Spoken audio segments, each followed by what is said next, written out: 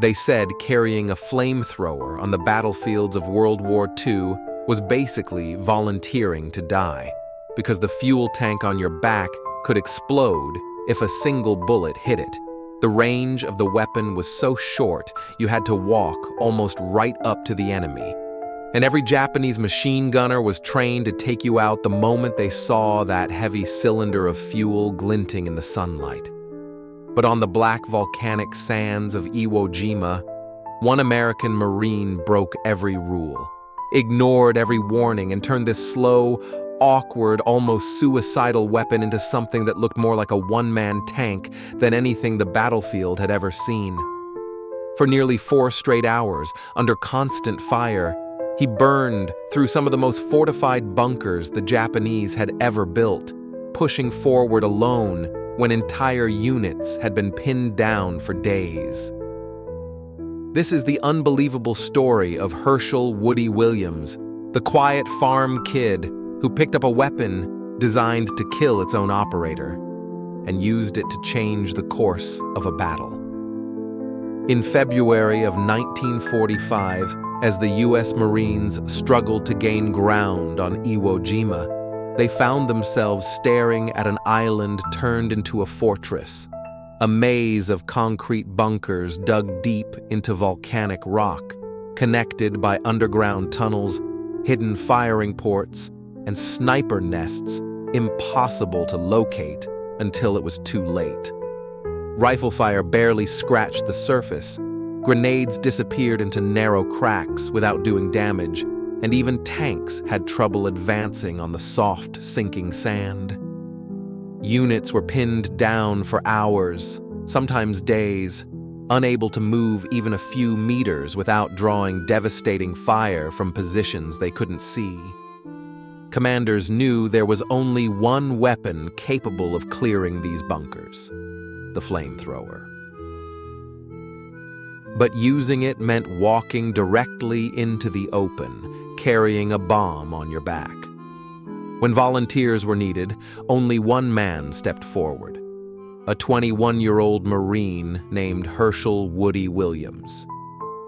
As Woody stepped onto the open sand, every Marine around him wondered how long he could possibly last, because flamethrower operators rarely survived more than a few minutes. Yet he moved with a calm focus, as if he were walking into a routine task rather than one of the deadliest jobs of the Pacific War. Japanese gunners spotted him immediately, and bullets tore into the sand at his feet. But he kept pushing forward, sprinting between shell craters and moving with a strange mix of speed and patience that made him hard to track.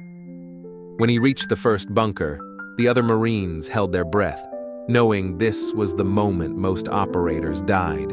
But Woody crawled to the narrow firing slit, pulled the trigger, and unleashed a roaring burst of flame that consumed the machine gun inside. When he returned to his unit, he simply said, "I'll need more fuel."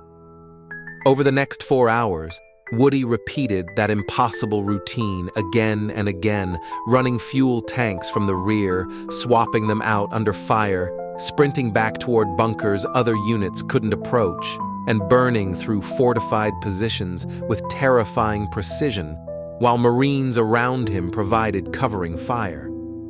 At one point, he discovered a trench feeding into a bunker system, and instead of waiting for backup, he crawled along it alone for 50 yards, exposing himself to anyone hidden inside. Yet he reached the end, stood up in full view of enemy guns, and blasted the entire position with a single burst.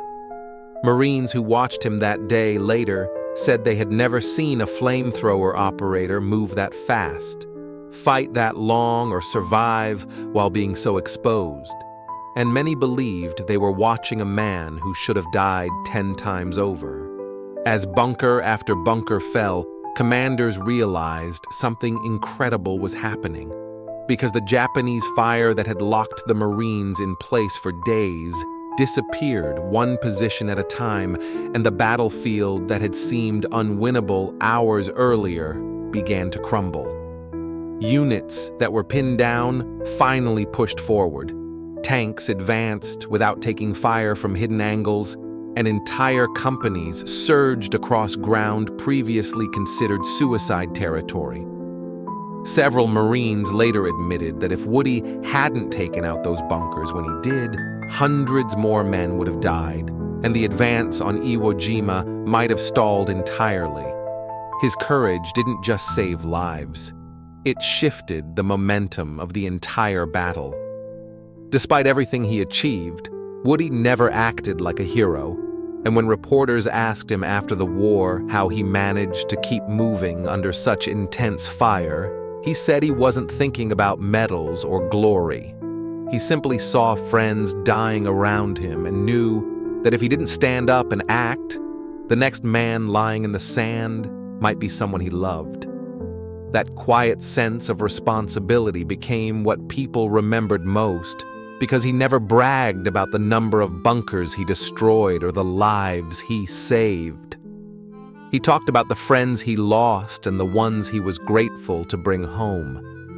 When the Medal of Honor was placed around his neck, he accepted it with calm humility, saying it belonged not to him but to the Marines who didn't return. Woody Williams went on to become the last surviving Medal of Honor recipient from the Pacific War, and until his death in 2022, he used his voice not to celebrate what he did in combat, but to honor the families of fallen service members and remind people that courage often rises from quiet, ordinary men who simply refuse to let fear decide the fate of those beside them.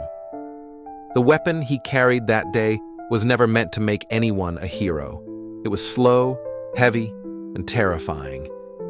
Yet, in Woody's hands, it became something almost mythic, a tool that broke open one of the hardest battles of the war. Long after the flames of Iwo Jima faded, the image of that young Marine sprinting across black sand with 70 pounds of fuel on his back lived on as one of America's most extraordinary acts of courage.